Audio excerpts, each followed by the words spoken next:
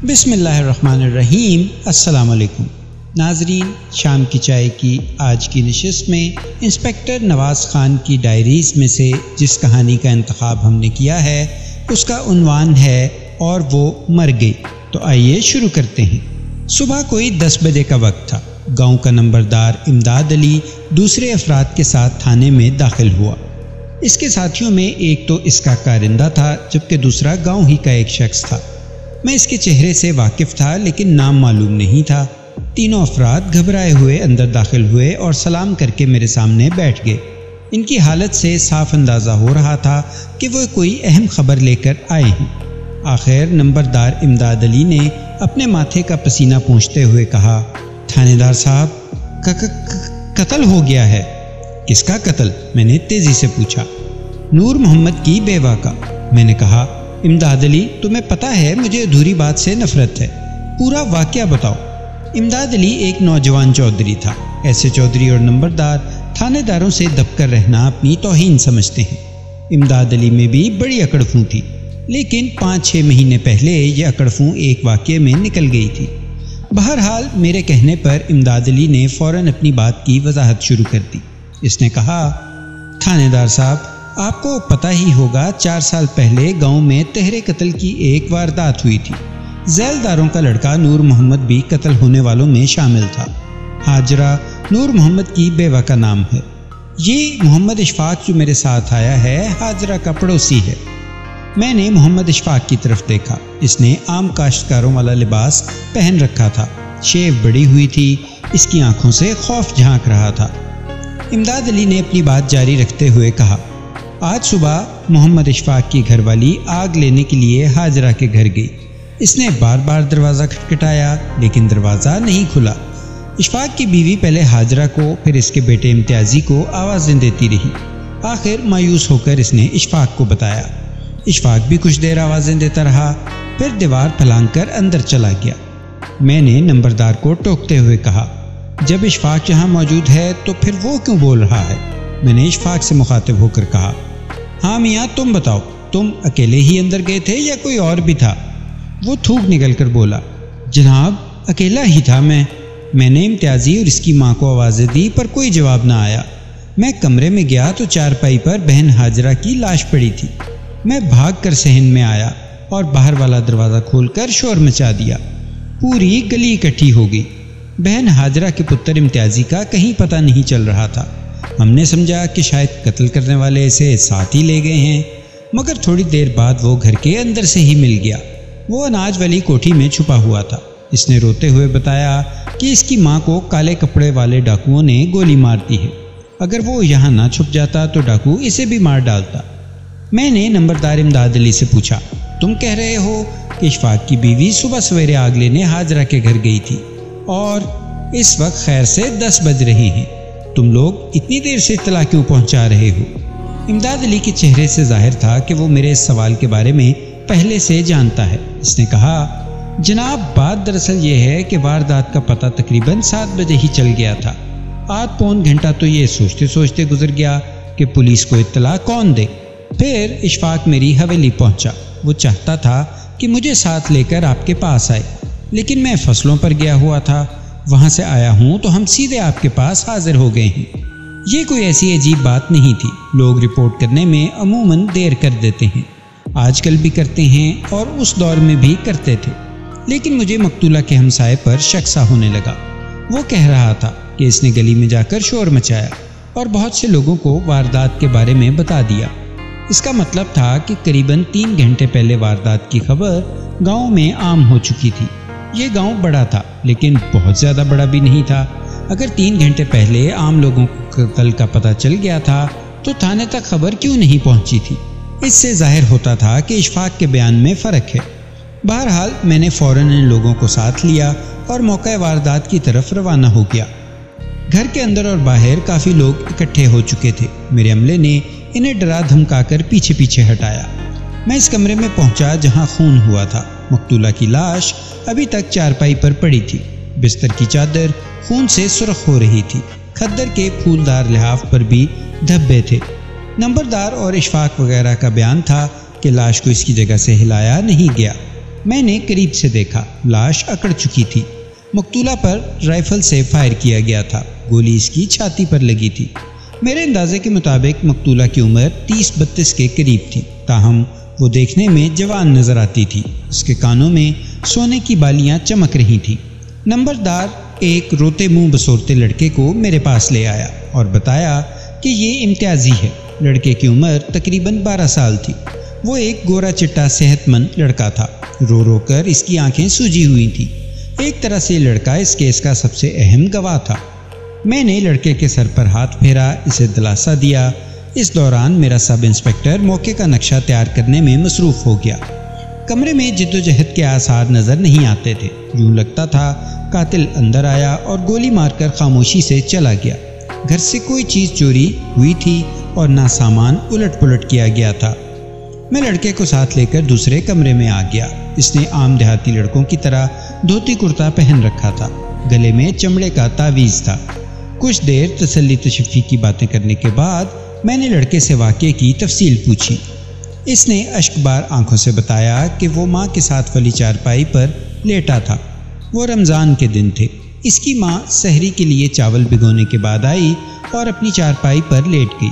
اس نے ماں سے کہا کہ وہ صبح روزہ رکھے گا، اس لیے وہ اسے ضرور جگا دے۔ ماں نے وعدہ کر لیا، لیکن امتیازی کو یقین نہیں آ رہا تھا۔ شاید اسی بے یقینی کی وجہ سے نیند اس کی آنکھوں سے اڑ گئی۔ ماں سو گئی، لیکن وہ کروٹیں لیتا رہا۔ تھوڑی دیر بعد اسے پیشاب آ گیا۔ وہ پیشاب کرنے باہر نکلا، واپس آیا تو کمرے میں سایہ سا گھستا نظر آیا۔ اس کے فوراً بعد دھماکے کی آواز اور ماں کی مدھم چیخ سنائی دی۔ امتیازی نے برآمدے کے اندر سے دیکھا، اس کی ماں بستر پر تڑپ رہی تھی اور کالے کپڑوں والا ایک شخص اس دوسری چارپائی پر جھکا ہوا تھا، جہاں 1 منٹ پہلے امتیازی خود سو رہا تھا۔ وہ شخص اب امتیازی کو ڈھونڈ رہا تھا۔ موت امتیازی کی آنکھوں کے سامنے ناچنے لگی۔ وہ بیرونی دروازے کی طرف لپکنے کا سوچ ہی رہا تھا کہ کالے کپڑوں والا باہر نکل آیا۔ امتیازی گھبرا کر اناج والی کوٹری میں چھپ گیا اور صبح تک چھپا رہا۔ میں نے لڑکے سے مختلف سوال بھی پوچھے، اس نے بڑی اچھی طرح جواب دیے۔ حالانکہ اس کی عمر زیادہ نہیں تھی، لیکن وہ سمجھداری کی باتیں کرتا تھا۔ شاید یہ اس یتیمی کا اثر تھا جو 4 سال پہلے اس کے حصے میں آ چکی تھی۔ باپ کے بعد اب ماں نے بھی ساتھ چھوڑ دیا تھا۔ وہ ایک اب بن ماں باپ کا بچہ تھا۔ میرے سوالوں کے جواب میں اس نے بتایا کہ وہ ماں بیٹا گھر میں اکیلے ہوتے تھے۔ باہر کے دروازے اور کمرے کے دروازے کو اندر سے کنڈی لگا کر سوتے تھے۔ لالٹین بھی ساری رات جلتی رہتی تھی۔ اس نے بتایا کہ وہ حملہ آور کی شکل ٹھیک طرح نہیں دیکھ سکا۔ اس نے اپنا چہرہ کالی پگڑی میں چھپا رکھا تھا، تاہم اس کی پیشانی اور آنکھوں کو دیکھ کر شک پڑتا تھا کہ وہ سرداروں کا آدمی ہے۔ میں نے لڑکے سے پوچھا، یہ سردار کون ہیں؟ لڑکے نے کہا، وہی جی جنہوں نے میرے ابے کو قتل کیا تھا۔ سرداروں کا بڑا لڑکا ماکھا بھی کالے رنگ کا ہے، اس کی آنکھیں بڑی بڑی اور ماتھا اونچا ہے۔ کیا پتا اسی نے میری ماں کو گولی ماری ہو۔ اس موقع پر میں نے ضروری سمجھا کہ نمبردار امداد علی اور لڑکے کے سرپرست اس کے تایا رمضان سے کچھ بات چیت کروں۔ میں نے لڑکے کو بھیج کر ان دونوں کو اندر بلایا اور ان سے پوچھا کہ یہ سرداروں کا کیا چکر ہے اور نور محمد کے قتل کی کیا وجہ تھی۔ میرے اس سوال کے جواب میں نمبردار نے کہا، جناب یہ کوئی 4 سال پہلے کی بات ہے، اس وقت آپ اس تھانے میں نہیں پہنچے تھے۔ ان دنوں سردار لچھمن سنگھ کا بڑا زور تھا۔ ارد گرد کے دیہات میں سب اس سے ڈرتے تھے۔ اس کی زمین بھی کافی تھی اور اولاد بھی جوان تھی۔ اس نے گاؤں سے باہر ایک بڑا شاندار ڈیرا بنا رکھا تھا۔ کبھی کبھی دیسی یا ولایتی افسر تتر بٹیر کا شکار کھیلنے آتے تھے تو اس کے ڈیرے پر ٹھہرتے تھے۔ اس ڈیرے کو سرداروں کا ڈیرا کہا جاتا تھا۔ پھر اللہ کا کرنا یہ ہوا کہ دیکھتے ہی دیکھتے سرداروں کا زور ٹوٹ گیا۔ لچھمن سنگھ گھوڑے سے گر کر مر گیا۔ اس کے بیٹے زمین کی تقسیم پر آپس میں لڑنے جھڑنے لگے۔ لچھمن سنگھ کے ایک بیٹے ماکھا سنگھ کے کھیت نور محمد کے کھیت کی حد سے ملتے تھے۔ پٹواری نے پیسے کھا کر حد کی غلط نشاندہی کر دی۔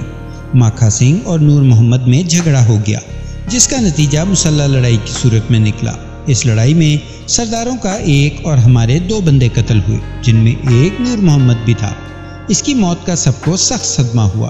کیس چلا، لیکن ماکھا رہا ہو کر گھر آ گیا۔ اب میں سمجھ گیا کہ لڑکے امتیازی نے جس ماکھے کا ذکر کیا ہے وہ کون ہے۔ میں نے نمبردار سے پوچھا، جس دشمنی کی بات تم کر رہے ہو، اس کا اس قتل سے کیا تعلق ہو سکتا ہے؟ بہت گہرا تعلق ہے جی، لڑکے کے تایا رمضان نے جواب دیا۔ یہ دشمنی کوئی ختم نہیں ہو گئی، چل رہی ہے اور پتہ نہیں کب تک چلتی رہے گی۔ امتیازی کی ماں نے سارے گاؤں کے سامنے کہا تھا کہ میں اپنے پتر کو صرف اسی لیے پال پوس رہی ہوں کہ وہ بڑا ہو کر اپنے باپ کے قتل کا بدلہ لے۔ دشمنوں کو پتہ تھا کہ ایک روز انہیں خون کا حساب دینا پڑے گا، اس لیے انہوں نے نور محمد کی نسل ختم کرنے کی کوشش کی ہے۔ میں پورے یقین سے کہہ سکتا ہوں کہ یہ ماکھا سنگھ یا اس کے کسی ساتھی کا کام ہے۔ ہمارا پرچہ ماکھا سنگھ اور اس کے ساتھیوں کے خلاف ہے۔ امتیازی کا تایا بڑا جذباتی ہو رہا تھا۔ میں نے کہا، بھلے مانس، اتنی جلدی فیصلہ مت کرو، جب تک ٹھوس ثبوت نہ مل جائے کوئی بات بھی آخری نہیں ہوتی۔ تمہارے پاس کوئی ٹھوس ثبوت ہے؟ امتیازی کا تایا بولا، جناب اس سے بڑھ کر ثبوت اور کیا ہوگا؟ ہمارے کاکے نے اسے صاف پہچان لیا ہے، وہ ماکھے کے سوا اور کوئی نہیں تھا جی۔ میں نے کہا، کاکا تمہارا تو صرف اتنا کہہ رہا ہے کہ گولی چلانے والے کا چہرہ پگڑی میں چھپا ہوا تھا، لالٹین کی روشنی میں صرف بندے کی آنکھیں دیکھ کر اسے پہچانا نہیں جا سکتا۔ مجھے یہ بتاؤ کہ ماکھے کے علاوہ تم اور کس پر شک کر سکتے ہو؟ وہ ڈٹائی سے بولا، جی ہمیں کسی اور پر شک نہیں۔ میں نے پوچھا کہ مقتولہ کا ہمسایہ اشفاق کیسا آدمی ہے؟ میرے اس سوال کے جواب میں نمبردار اور رمضان نے اسے اچھا آدمی قرار دیا۔ میں نے کہا، تمہارے اس اچھے آدمی نے غلط بیان کیوں دیا ہے؟ اس کا کہنا ہے کہ قتل کی خبر 7:30 بجے تک لوگوں تک پہنچ چکی تھی۔ آخر ہم بھی گاؤں میں رہتے ہیں، اگر یہ خبر 7:30 بجے گاؤں میں گردش کر رہی تھی تو مجھ تک کیوں نہیں پہنچی؟ اس کا صاف مطلب ہے کہ کم از کم 8:30 بجے تک اس خبر کو راز رکھا گیا ہے، اور اشفاق کا یہ بیان سراسر غلط ہے کہ اس نے لاش دیکھنے کے بعد 7 بجے ہی گلی میں نکل کر شور مچا دیا تھا۔ نمبردار کے چہرے پر رنگ سا آ کر گزر گیا۔ وہ کچھ دیر سر کے بال کھجانے کے بعد بولا، تھانے دار جی، دائی سے پیٹ نہیں چھپایا جاتا، میں بھی آپ کو ساری بات سچ سچ بتا دینا چاہتا ہوں۔ آپ کا یہ کہنا بالکل صحیح ہے کہ 9 بجے تک اس واقعے کی خبر گاؤں میں کسی کو نہیں تھی۔ صرف اشفاق اور اس کی بیوی کو معلوم تھا کہ حاجرہ قتل ہو چکی ہے اور کمرے میں اس کی لاش پڑی ہے۔ وہ امتیازی کو بھی اناج والی کوٹری سے ڈھونڈ چکے تھے اور وہ ان کے گھر میں تھا۔ یہ خبر اشفاق نے کسی بدنیتی کی وجہ سے نہیں چھپائی، وہ صرف تھانے اور پولیس کے چکر سے ڈر رہا تھا۔ 7:30 سے لے کر 8:30 بجے تک وہ میری حویلی میں بیٹھا رہا ہے تاکہ میں آؤں اور وہ مجھے ساتھ لے کر آپ کی طرف آئے۔ وہ پولیس سے بہت ڈرتا ہے، میرے ساتھ بھی تھانے نہیں آ رہا تھا۔ نمبردار کی باتوں میں مجھے سچائی کی جھلک نظر آ رہی تھی، مگر کچھ بھی تھا، اشفاق نے جھوٹ بول کر خود کو میری نظروں میں مشکوک کر لیا تھا۔ 1-2 گھنٹے میں نے بہت سے لوگوں کے بیان قلم بند کیے، ان میں پہرے داروں کے علاوہ مقتولہ کے ہمسائے اور دوسرے لوگ بھی تھے۔ زیادہ تر لوگوں کا خیال تھا کہ یہ قتل اسی دشمنی کا نتیجہ ہے جس کے سبب 4 سال پہلے امتیاز کے باپ نے جان سے ہاتھ دھوئے تھے۔ صرف ایک شخص اللہ رکھے نے ذرا مختلف بیان دیا۔ اس نے کہا کہ رات پچھلے پہر وہ اپنے کھیت میں کام کر رہا تھا، کوئی 2:30-3 بجے کا وقت تھا۔ اس نے 2 گھڑ سواروں کو دیکھا جو گاؤں کی طرف سے آ رہے تھے۔ وہ کافی جلدی میں لگتے تھے کیونکہ کچی سڑک پر پہنچنے کے لیے انہوں نے اصل راستہ چھوڑ کر گھوڑے کھیتوں میں ڈال دیے۔ گھوڑے اللہ رکھے کے کھیت میں سے گزرنے لگے تو اس نے انہیں للکارا۔ جواب میں ایک گھڑ سوار نے اسے بڑی ناقابل برداشت گالی دی۔ گالی سن کر اللہ رکھا آگ بگولا ہو گیا، لیکن اس سے پہلے کہ وہ کسی لے کر گھڑ سواروں کے پیچھے لپکتا، اس کے ایک ساتھی نے اسے پکڑ لیا اور کانپتے ہوئے لہجے میں بولا، رہنے دے یار، یہ تو مجھے شائیہ لگتا ہے۔ شائیہ کا نام سن کر اللہ رکھا بھی کانپ گیا، کیونکہ شائیہ علاقے کا مشہور نقب زن تھا۔ چور ہونے کے علاوہ غنڈہ گرد بھی تھا اور کئی لوگوں کے ہاتھ پاؤں توڑ چکا تھا۔ وہ گالی کھا کر خاموش ہو گیا اور دونوں گھڑ سوار اس کے کھیت سے گھوڑے بگاتے نکل گئے۔ بعد میں اللہ رکھا اپنے ساتھی کے ساتھ باتیں کرنے لگا۔ دونوں کا خیال تھا کہ اگر یہ شائیہ تھا تو ضرور کوئی واردات کر کے آیا تھا، اور ہو سکتا ہے کہ یہ واردات انہی کے گاؤں میں کی گئی ہو۔ اللہ رکھے کو فکر لگ گئی۔ وہ اسی وقت گاؤں آیا اور اپنے بیوی بچوں کو دیکھ کر گیا۔ بعد ازاں صبح 9-10 بجے انہیں خبر ملی کہ نور محمد کی بیوہ قتل ہو گئی ہے۔ اللہ رکھا نامی اس شخص کا بیان بے حد اہم تھا۔ میرا اپنا اندازہ بھی کہتا تھا اور مقتولہ کے بیٹے نے بھی یہی بیان دیا تھا کہ قتل آدھی رات کے بعد ہوا۔ پرسرار گھڑ سوار بھی رات کے اسی حصے میں دکھائی دیے۔ عین ممکن تھا کہ ان دونوں واقعات میں کوئی تعلق ہو۔ میں نے اللہ رکھے اور اس کے ساتھی سے پوچھا کہ گھڑ سواروں کے کپڑے کیسے تھے۔ وہ دونوں اس سوال کا ٹھیک جواب نہ دے سکے۔ اللہ رکھے نے کہا کہ ان دونوں نے کھیس یا چادر کی بکلیں مار رکھی تھیں اور ان میں سے ایک کی شلوار کسی گہرے رنگ کی یا کالے رنگ کی تھی۔ اللہ رکھے کے بیان کے بعد میں نے مقتولہ کے وارثوں سے شائعے کا ذکر کیا اور یہ جاننے کی کوشش کی کہ کیا یہ لوگ شائعے کے بارے میں پہلے سے جانتے ہیں۔ ان میں سے کوئی بھی اسے خاص طور پر نہیں جانتا تھا، ہاں نام سب نے سن رکھا تھا۔ سوچنے کی بات یہ تھی کہ اگر شائعہ یا کوئی اور جرائم پیشہ شخص گھر میں داخل ہوا ہے تو اس نے صرف حاجرہ کو قتل کرنے پر بس کیوں کی، گھر کی کسی چیز کو ہاتھ کیوں نہیں لگایا، یہاں تک کہ مقتولہ کے کانوں کی بالیاں بھی محفوظ رہیں۔ اسے موقع نہیں مل سکا یا وہ چوری کی نیت سے آیا ہی نہیں تھا۔ بہت سے سوال ذہن میں سر اٹھانے لگے۔ میں نے مقتولہ کے ہمسایوں اور پہرے داروں سے ایک سوال خاص طور پر پوچھا تھا اور وہ یہ کہ کیا انہوں نے رات کے کسی حصے میں دھماکے کی آواز سنی۔ اتفاقاً ان میں سے کوئی بھی یہ آواز نہیں سن سکا تھا۔ اس کی وجہ ظاہر تھی، سردیوں کا موسم تھا اور سب لوگ بند کمروں میں لحاف اوڑھے سو رہے تھے۔ نیند میں آدمی ویسے بھی معمولی بات پر توجہ نہیں دیتا۔ تفتیش کے سلسلے میں نے سب سے پہلے ماکھا سنگھ سے رابطہ قائم کیا۔ حاجرہ کی لاش کو پوسٹ مارٹم کے لیے بھجواتے ہی میں نے ایک ASI کو ساتھ والے گاؤں سوپور روانہ کر دیا تھا۔ ماکھا سنگھ اور اس کے بھائی سوپور میں رہتے تھے۔ قریباً 3 بجے سے پہر ASI ماکھا سنگھ کو لے کر تھانے آ گیا۔ ماکھا ایک اونچا لمبا سکھ تھا، ماتھے پر کلہاڑی یا کسی اور آلے کا نشان تھا۔ اس کے کندھے سے پستول لٹک رہا تھا، ظاہر ہے لائسنس یافتہ ہوگا ورنہ وہ اسے تھانے لانے کی جرت نہ کرتا۔ سلام دعا کے بعد میں نے اسے بیٹھنے کے لیے کرسی دی۔ میں نے ماکھے سے پوچھا کہ کل رات وہ کہاں تھا۔ اس نے اطمینان سے جواب دیا، جناب میں اپنے گاؤں میں تھا۔ میں نے پوچھا رات 11 اور 3 بجے کے درمیان تم کہاں تھے؟ وہ بولا ساری رات گاؤں کے دائرے میں تھا، وہاں ہم نے بولی والے کو بلایا ہوا تھا، گاؤں کے سارے مرد وہاں موجود تھے۔ میں نے پوچھا یہ بولی والا کون ہے؟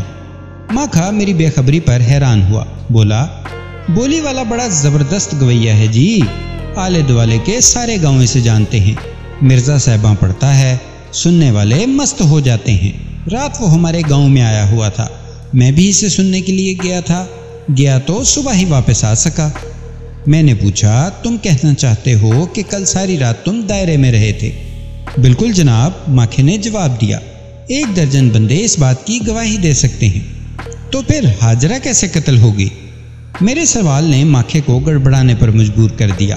اس نے بمشکل خود پر قابو پایا اور بولا مجھے اس موت کا بہت افسوس ہے تھانے دار صاحب، پر اگر آپ کے دماغ میں یہ ہے کہ اس موت میں میرا ہاتھ ہے تو آپ غلطی پر ہیں۔ میں نور محمد کی بیوی کو نقصان پہنچانے کا سوچ بھی نہیں سکتا۔ جو ہوا تھا وہ بھی اچانک ہوا تھا اور اس میں میرا ہاتھ نہیں تھا۔ نور محمد نے تیش میں آ کر میرے ایک چاچے کو کلہاڑی مار دی تھی، بس اسی بات سے لڑائی شروع ہو گئی تھی۔ دونوں طرف سے کلہاڑیاں اور لاٹھیاں نکل آئی تھیں، اور آپ کو پتہ ہی ہے جب ایک بار لڑائی شروع ہو جائے تو دیکھو مجھے سبق پڑھانے کی کوشش نہ کرو۔ میں نے تیزی سے ماکھے کی بات کاٹی، مجھے صرف یہ بتاؤ کہ کیوں نہ تمہیں اس قتل کے شبے میں گرفتار کر لیا جائے۔ چند لمحوں کے لیے ماکھے کا رنگ پیلا پڑ گیا۔ اس نے خشک ہونٹوں پر زبان پھیرتے ہوئے کہا مجھے پتہ نہیں جی آپ یہ بات کیوں کر رہے ہیں، لیکن میرا اس معاملے میں کوئی ہاتھ نہیں۔ کیا تم یہ کہنا چاہتے ہو کہ نور محمد کے گھر سے اب تمہاری کوئی دشمنی نہیں تھی؟ دشمنی تو تھی جی، اور نور محمد کی بیوی بڑی بڑی باتیں بھی کرتی رہتی تھی، لیکن میں نے فیصلہ کر رکھا تھا کہ اب پہل ہماری طرف سے نہیں ہوگی۔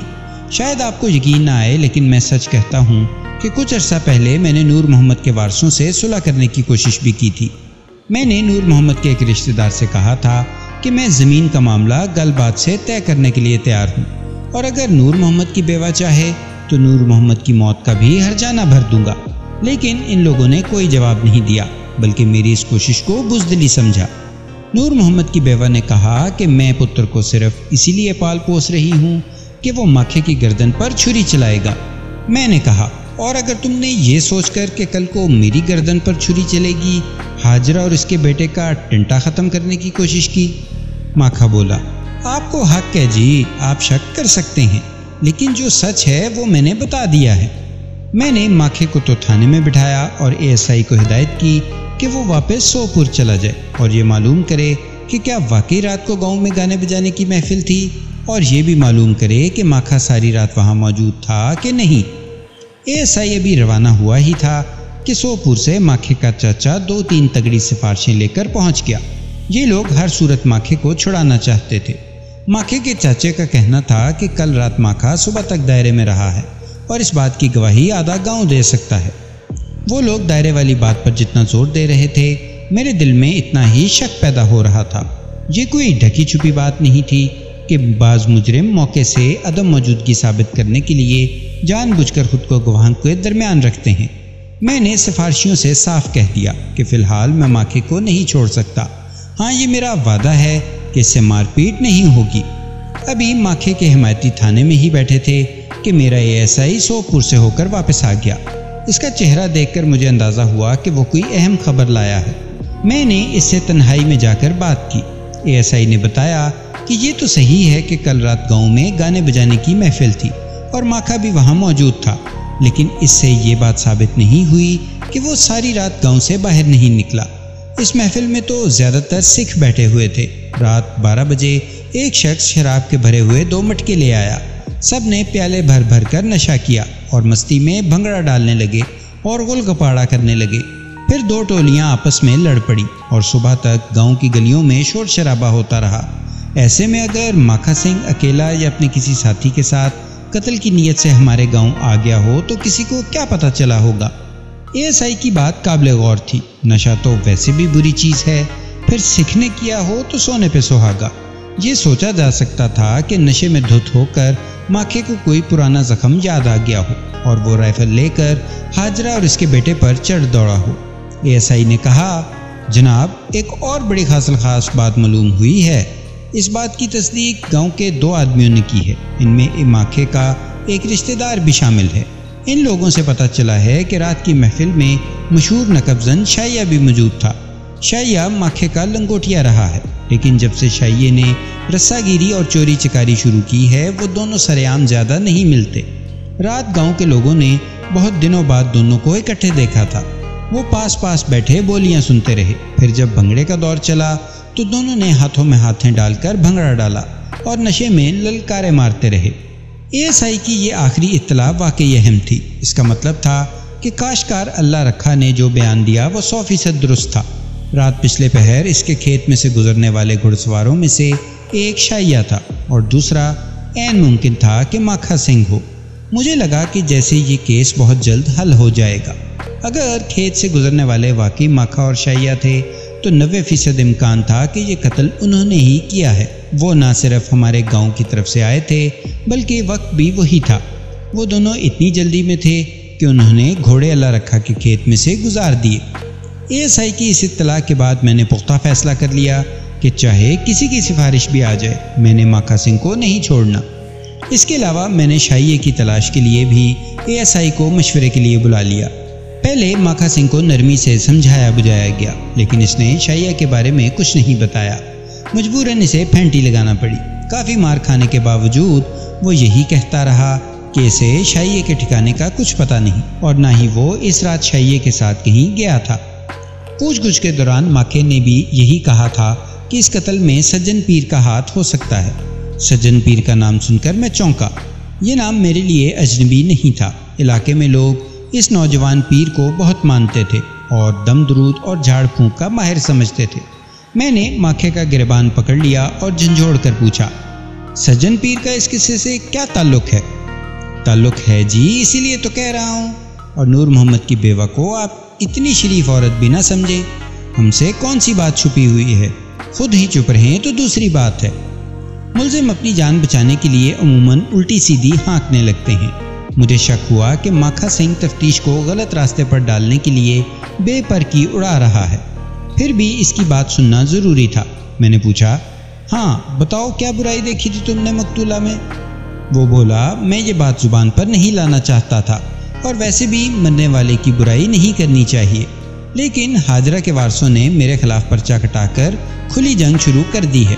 وہ میری گردن پھانسی کے پھندے میں دینا چاہتے ہیں، لیکن اس میں انہیں کبھی کامیابی نہیں ہوگی۔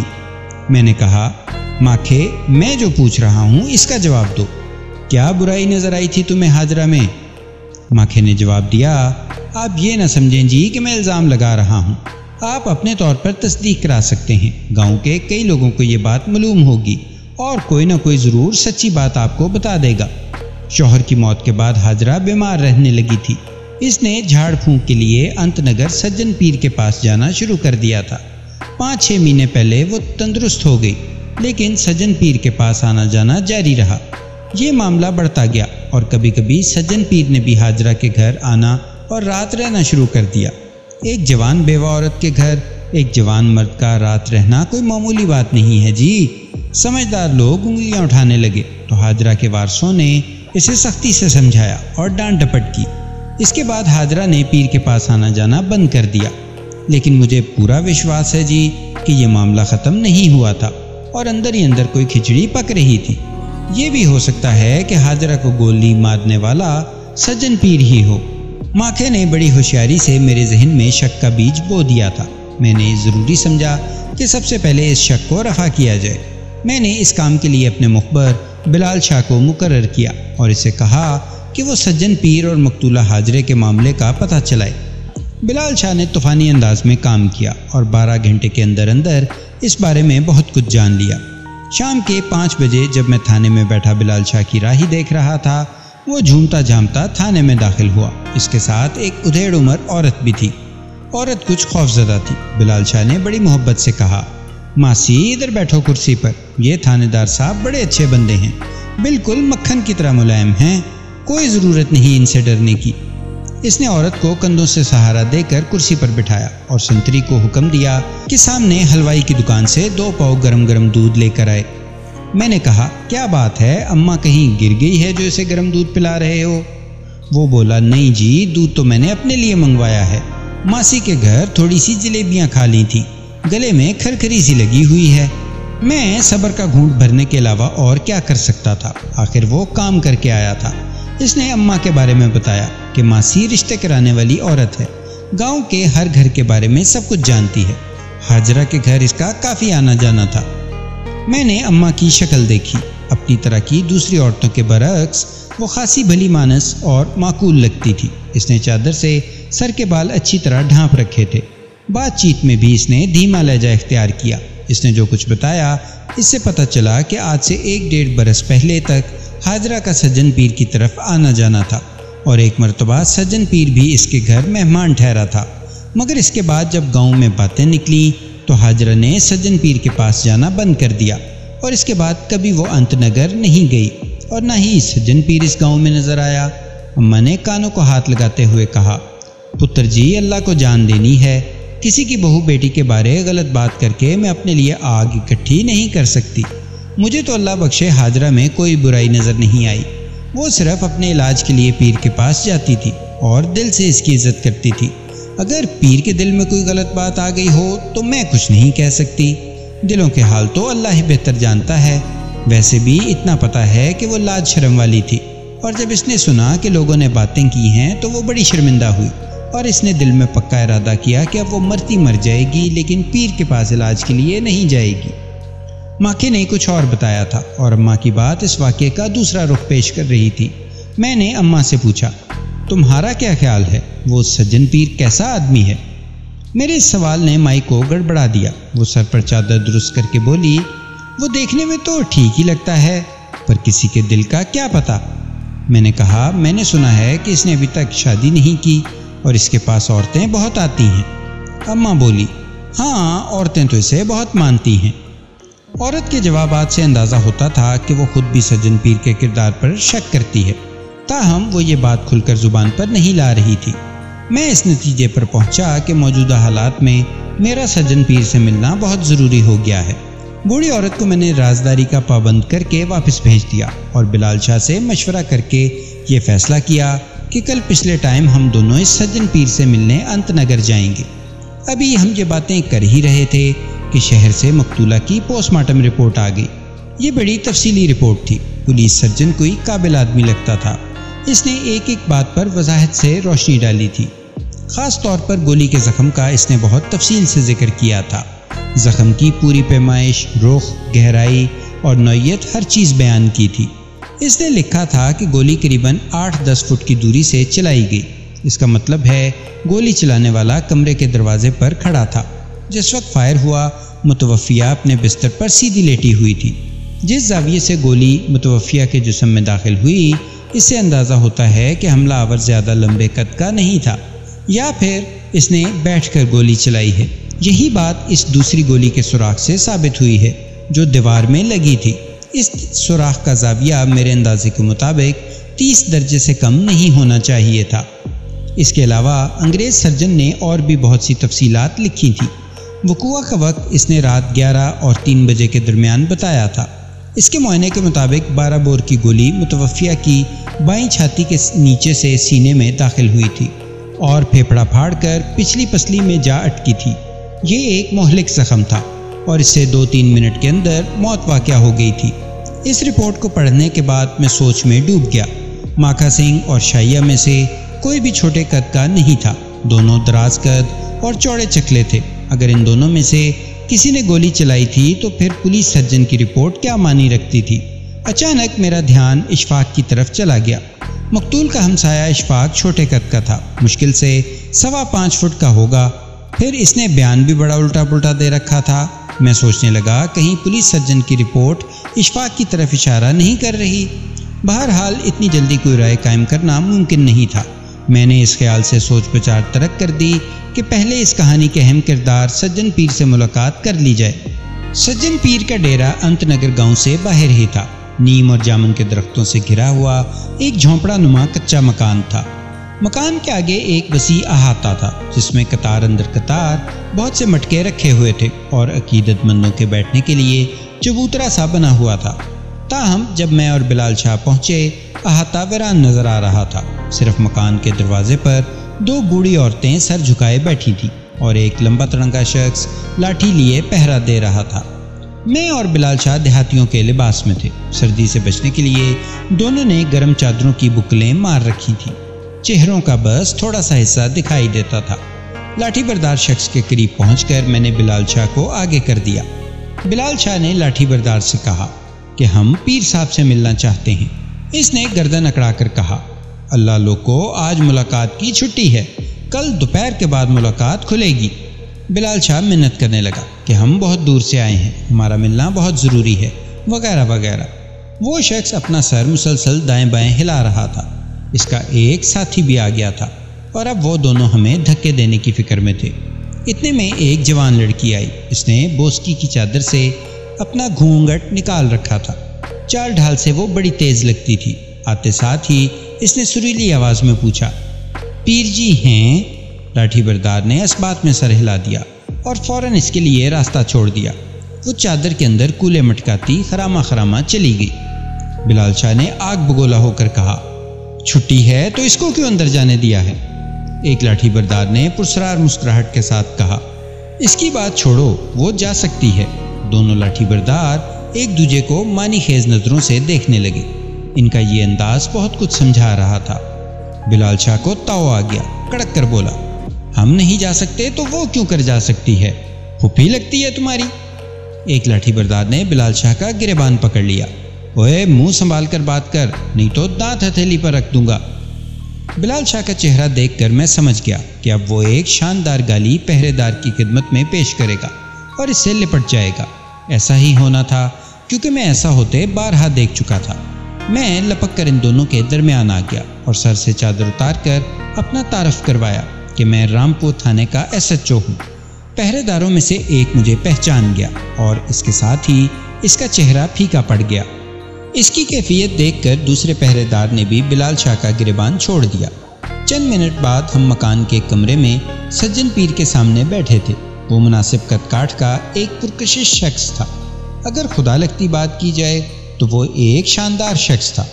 سرخ و سفید رنگت، حسین چہرہ، کالی داڑھی، شانوں پر لہراتی ہوئی چمکیلی زلفیں۔ اس نے سیاہ تہمت پر سیاہ قمیض پہن رکھی تھی اور گلے میں بڑی خوبصورت سی مالا تھی۔ میرے اندازے کے مطابق اس کی عمر 28 سال سے زیادہ نہیں تھی۔ ہمیں دیکھ کر کچھ زیادہ گھبراہٹ کا مظاہرہ نہیں کیا، بڑے اطمینان سے باتیں کرنے لگا۔ میں نے کہا، پیر جی، تمہاری ایک پرانی مریدنی کا قتل ہو گیا ہے، تمہارا علم کیا کہتا ہے اس قتل کے بارے میں؟ وہ بولا، مجھے کل ہی پتہ چلا ہے، بڑا دکھ ہوا ہے سن کر، لڑکا بیچارہ بے سہارا ہو گیا۔ میں نے کہا، مجھے پتہ چلا ہے کہ آج کل تمہاری اور حاجرہ کی بول چال بند تھی۔ بول چال؟ اس نے حیرت سے کہا۔ میری تو اس سے کبھی بول چال تھی ہی نہیں، بس پیری مریدی کا رشتہ تھا۔ وہ اپنے بیٹے کو ساتھ لے کر مجھ سے دم کرانے آیا کرتی تھی۔ بلال شاہ نے کہا، لیکن لوگ تو کچھ اور بھی کہتے ہیں۔ سجن پیر کا رنگ بدل گیا۔ لوگوں کا تو کام ہی کہنا ہے جی، آپ کیوں یقین کرتے ہیں ایسی باتوں پر؟ اللہ نے میرے ہاتھ میں شفا دی ہے، میرے پاس دکھی لوگ آتے ہیں، ان میں عورتیں بھی ہوتی ہیں۔ سجن پیر کافی دیر اپنی صفائی میں بولتا رہا۔ اس کی کچھ باتوں میں وزن بھی تھا، لیکن ابھی تھوڑی دیر پہلے ہم نے اپنی آنکھوں سے جو ایک ٹھوس ثبوت اس کے گھر میں جاتے ہوئے دیکھا تھا، اس نے ہمیں کسی بات پر یقین نہیں کرنے دیا۔ میں نے سجن پیر سے مختلف سوالات پوچھے۔ ابھی سوال و جواب کا یہ سلسلہ جاری تھا کہ باہر سے شور و غل کی آواز سنائی دی۔ پھر ایک داڑھی والا آدمی بھاگتا ہوا اندر آیا۔ اس نے ہانپتے ہوئے لہجے میں سجن پیر سے مخاطب ہو کر کہا، پیر جی، گٹو پہلوان کی لڑائی ہو گئی ہے، جلدی آئیں جی۔ سجن پیر پہلے تو حیران ہوا، پھر اس نے گھبرا کر ہماری طرف دیکھا۔ غالباً ہماری موجودگی میں اسے یہ اطلاع کچھ زیادہ ہی بری لگی تھی۔ میں 1 منٹ میں حاضر ہوتا ہوں، اس نے کہا اور تیزی سے باہر نکل گیا۔ ہم دونوں کہاں رکنے والے تھے، اس کے پیچھے پیچھے ہی ہم بھی باہر آئے۔ 100-150 گز آگے درختوں کے جھنڈ میں ہلچل نظر آ رہی تھی۔ قریب پہنچ کر ہم نے دیکھا کہ 5-6 افراد آپس میں دست و گریبان ہیں۔ ان میں کچھ سجن پیر کے آدمی تھے اور کچھ کاشتکار ٹائپ لوگ۔ ان لڑنے جھگڑنے والوں میں ایک ٹھگنا سا گنجا شخص پیش تھا۔ اس نے ایک لمبے دیہاتی کا گریبان پکڑ رکھا تھا اور کسی صورت چھوڑنے کا نام نہیں لے رہا تھا۔ سجن پیر جھگڑنے والوں کے درمیان آ گیا اور اس نے اپنے چمٹے سے دھکیل کر لڑنے والوں کو پیچھے ہٹایا۔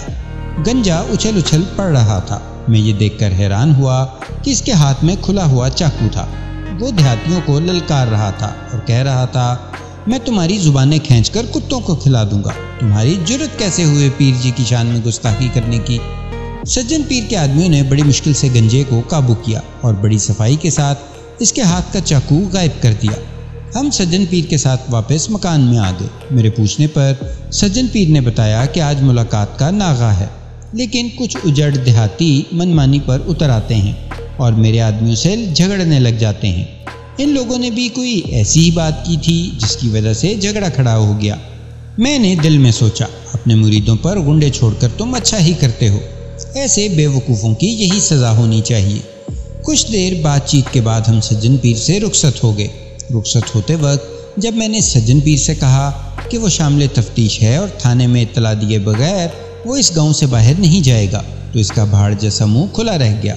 اس نے احتجاج کے طور پر کچھ کہنا چاہا، لیکن اس کے کچھ کہنے سے پہلے ہی بلال شاہ کے ساتھ میں باہر آ گیا۔ گاؤں کی طرف ہمارا واپسی کا سفر شروع ہوا۔ راستے میں بلال شاہ نے مجھے ایک اہم بات بتلائی۔ اس نے کہا، خان صاحب، آپ نے اس بوسکی کی چادر والی کو پہچانا تھا؟ بلال شاہ کا اشارہ اس لڑکی کی طرف تھا جو سجن پیر سے ملنے اس کے مکان میں گئی تھی۔ میں نے انکار میں سر ہلا دیا۔ بلال شاہ بولا، جناب، وہ رحمت لوار کی چھوٹی دی پروین ہے، وہی جو شادی کے 3 مہینے بعد طلاق لے کر گھر آ گئی تھی۔ اس کا باپ آپ کے پاس دعویٰ کرنے بھی آیا تھا۔ بلال شاہ کی بات پر مجھے اس لڑکی کا نام یاد آ گیا۔ وہ ہمارے ہی گاؤں کی رہنے والی تھی۔ اس کا گھر تھانے سے زیادہ دور نہیں تھا۔ اس کے باپ کو نشے کی لت تھی اور میرے سپاہی اسے 1-2 بار پکڑ کر تھانے بھی لا چکے تھے۔ جس طرح یہ لڑکی دندناتی ہوئی سجن پیر کے گھر میں گھس گئی تھی، اس سے صاف اندازہ ہوتا تھا کہ پیر جی سے اسے گہری عقیدت ہے۔ اس لڑکی سے ہمیں پیر کے بارے میں کافی کچھ معلوم ہو سکتا تھا۔ اگلے روز میں تھانے میں بیٹھا اسی کیس کی بھول بھلیوں میں الجھا ہوا تھا کہ اچانک ذہن میں اس شخص کا خیال آیا جسے سجن پیر نے گٹو پہلوان کے نام سے یاد کیا تھا اور جو کل دیہاتیوں سے مرنے مارنے پر آمادہ نظر آ رہا تھا۔ اس کے ساتھ ہی انگریز سرجن کی رپورٹ کے الفاظ آنکھوں کے سامنے گھومنے لگے۔ اس نے صاف طور پر لکھا تھا کہ گولی چلانے والا لمبے قد کا شخص نہیں، کہیں ہاجرہ کو قتل کرنے والے ہاتھ گٹو پہلوان کے تو نہیں تھے؟ یہ سوال پوری شدت سے میرے ذہن میں ابھرا۔ سوچتے سوچتے میں نے فیصلہ کیا کہ مجھے واقعے کے چشمدید گواہ یعنی مقتولہ کے بیٹے امتیازی سے اس بارے میں پوچھنا چاہیے۔ ماں کی موت کے بعد لڑکے کی ذہنی حالت ٹھیک نہیں تھی۔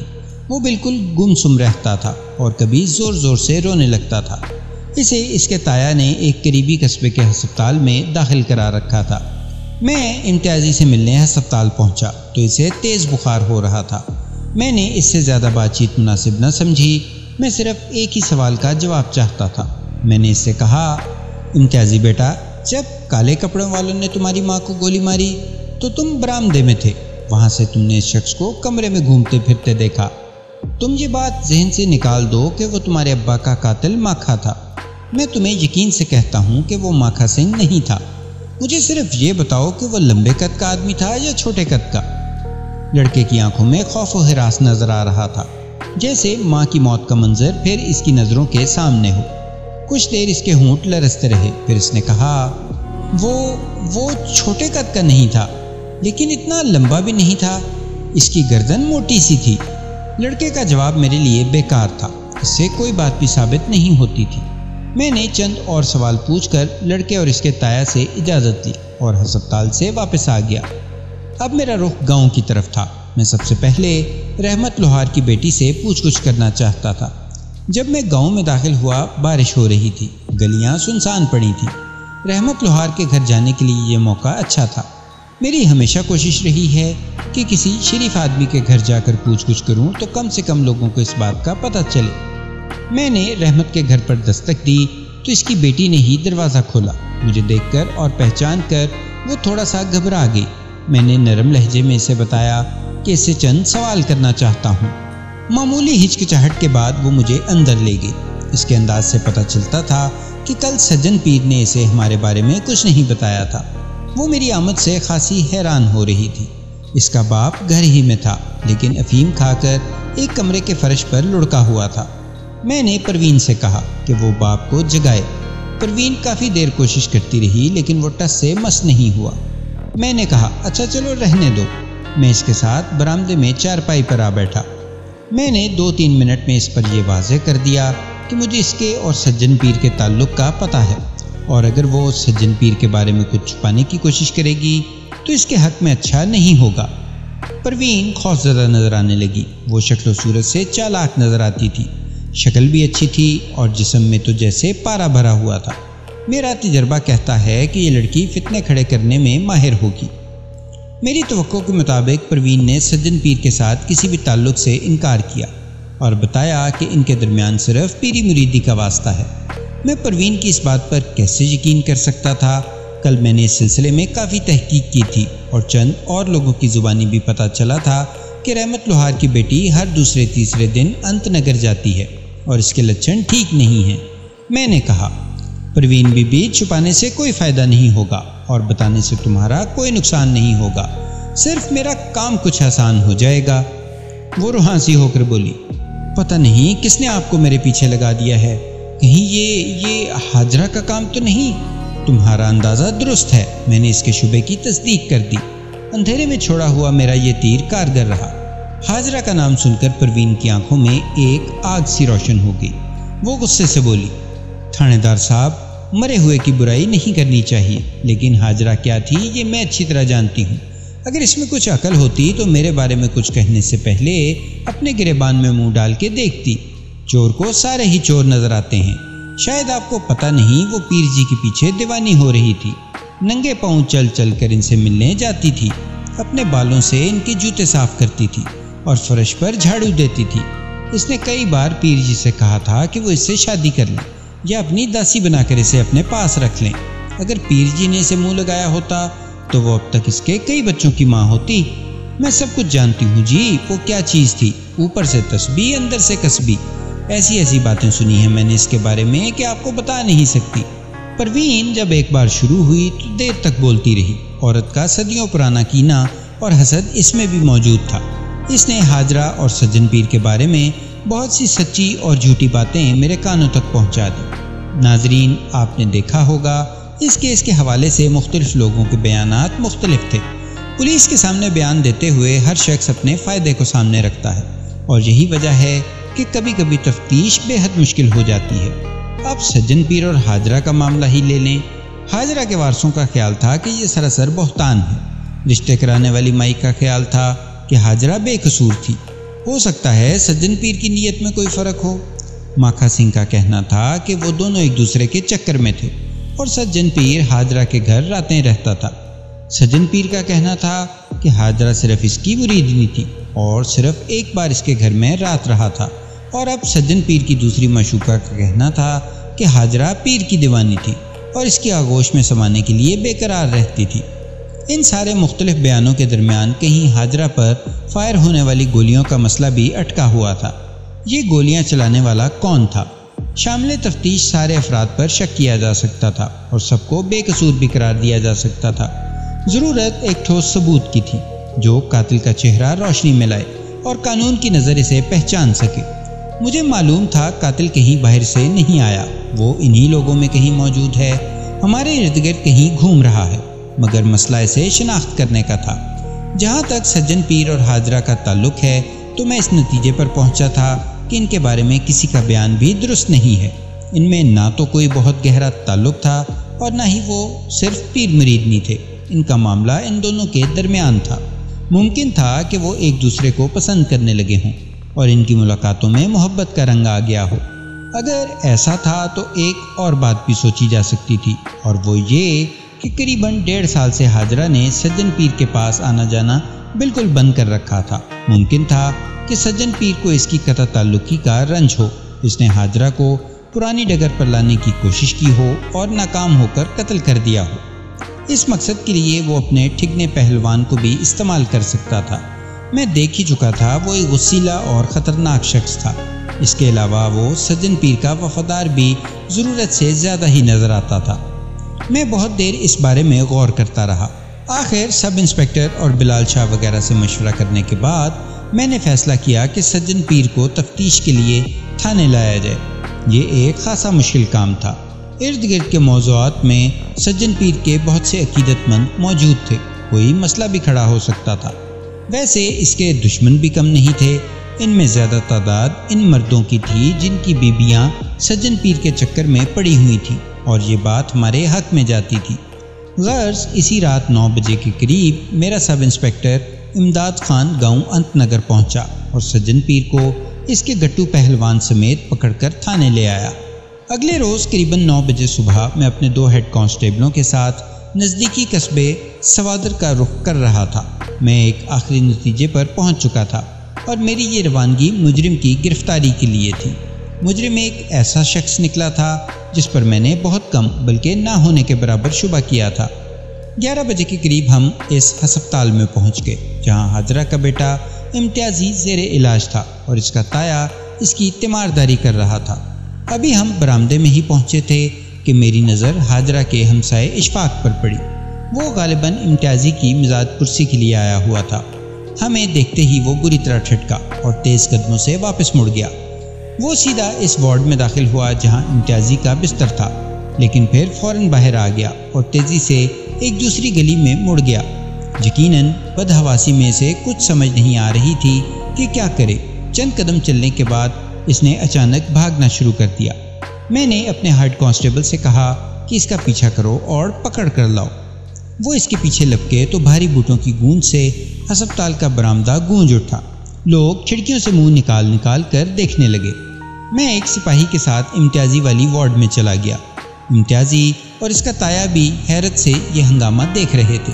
امتیازی کی حالت اب پہلے سے بہتر نظر آتی تھی۔ اس نے آج منہ ہاتھ دھویا تھا اور لباس بھی نیا پہنا ہوا تھا۔ امتیازی کے تایا نے پوچھا، تھانے دار جی یہ کیا ہوا ہے؟ آپ کا عملہ کس کے پیچھے گیا ہے؟ اشفاق کے پیچھے، میں نے اطمینان سے جواب دیا۔ وہ ہمیں دیکھ کر بھاگ کھڑا ہوا تھا، لیکن کتنا بھاگے گا؟ امتیازی اور اس کا تایا حیرت سے میری طرف دیکھ رہے تھے۔ امتیازی نے پوچھا، تھانے دار جی وہ کیوں بھاگا ہے؟ کیا وہ مجرم ہے؟ میں نے نرمی سے کہا، نہیں امتیازی وہ مجرم نہیں ہے، صرف ڈرپوک ہے، پولیس سے خوف کھاتا ہے۔ اس نے سمجھا کہ شاید ہم اسے پکڑنے آئے ہیں۔ تو پھر کون ہے مجرم؟ امتیازی نے پوچھا۔ تم مجرم ہو، میں نے بڑے سکون سے جواب دیا۔ تم نے قتل کیا ہے اپنی ماں کو۔ امتیازی نے چونک کر میری طرف دیکھا، لیکن اگلے ہی لمحے سر جھکا لیا۔ اس کا چہرہ زرد پڑ گیا اور اس کی خاموشی نے بڑی سادگی سے اس کی پیشانی پر اعتراف جرم لکھ دیا۔ وہ کوئی گھاگ مجرم نہیں تھا، ایک 12 سالہ لڑکا تھا۔ یتیمی اور زمانے کی سختیوں نے اسے اپنی عمر سے زیادہ شعور ضرور دے دیا تھا، لیکن وہ چال بازی نہیں دی تھی جو سچائیوں کو چھپا لیتی ہے۔ وہ خاموش بیٹھا اور اس کا تایا حیرت سے کبھی مجھے اور کبھی بھتیجے کو دیکھتا تھا۔ تھانے دار جی، یہ آپ کیا کہہ رہے ہیں؟ اس کا تایا ہکلایا۔ ٹھیک کہہ رہا ہوں خوشی محمد، میں نے جواب دیا۔ حاجرہ پر گولی چلانے والا خود امتیازی ہے۔ مجھے لگا جیسے امتیازی کا تایا بے ہوش ہو کر گر جائے گا۔ تھانے میں میرا سارا عملہ بلال شاہ سمیت موجود تھا۔ مقتولہ کے 2-3 رشتہ دار بھی بیٹھے ہوئے تھے۔ میں انہیں اس کیس کی تفتیش سے آگاہ کر رہا تھا۔ مقتولہ کے بارے میں بتانے سے پہلے میں نے اس کے رشتہ داروں سے کہا کہ وہ اٹھ کر باہر چلے جائیں، ورنہ انہیں کچھ باتیں بری لگیں گی۔ 2 آدمی تو چلے گئے لیکن ایک وہیں بیٹھا رہا۔ میں نے تفصیل بتاتے ہوئے کہا، یہ حقیقت ہے کہ ماکھا سنگھ وغیرہ کا اس قتل سے کوئی تعلق نہیں۔ ہمیں ماکھا سنگھ اور شائیہ پر شک ضرور ہوا تھا، کیونکہ ایک گواہی کے مطابق واردات کی رات شائیہ اپنے ایک ساتھی کے ساتھ ہمارے گاؤں کے پاس موجود تھا۔ بعد میں ہمیں شبہ ہوا کہ شاید شائیہ کا ساتھی گھڑ سوار ماکھا سنگھ تھا۔ اب یہ بات بھی ثبوت کو پہنچ گئی ہے کہ وہ ماکھا سنگھ نہیں تھا، وہ شائیہ کا ایک ساتھی تجمل حسین شاہ تھا، جو میزبانی کے شوق میں اسے اپنے گھر لے کر جا رہا تھا۔ خیر، یہ بات تو ختم ہوئی۔ اب ہم حاجرہ اور سجن پیر کی طرف آتے ہیں۔ شروع میں حاجرہ صرف علاج کی غرض سے سجن پیر کے پاس جاتی رہی، لیکن جو اس کا جسم ٹھیک ہوتا گیا، اس کے دل کو روگ لگتا گیا۔ وہ سجن پیر کی مردانہ کشش کے جال میں بری طرح پھنس گئی۔ سجن پیر بھی اسے پسند کرنے لگا۔